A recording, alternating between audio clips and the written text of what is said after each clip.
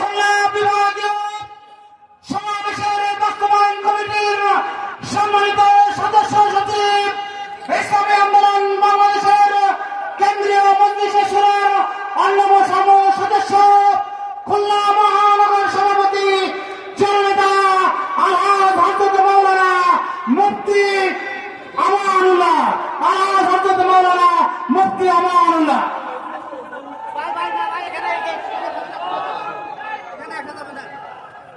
السلام عليكم ورحمة الله وبركاته. الحمد لله والصلاة والسلام على رسول الله أما بعد.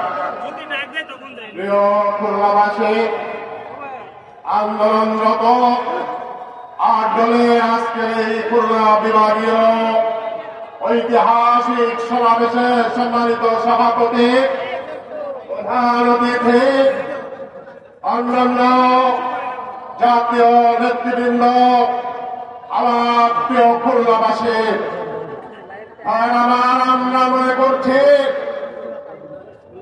আজকের এই বাংলাদেশে নতুন জন্ম নেওয়া 8 দলের এই সংগঠন বাংলাদেশের মানুষের জন্য আল্লাহর পক্ষ থেকে বিশেষ নিয়ামত হিসেবে আমরা পেয়েছি।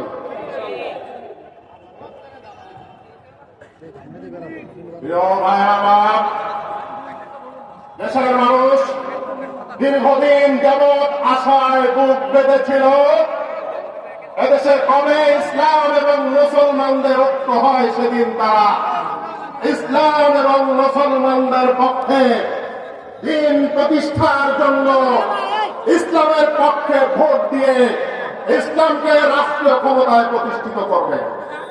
আজকে আমাদের সেই মাইল গঠন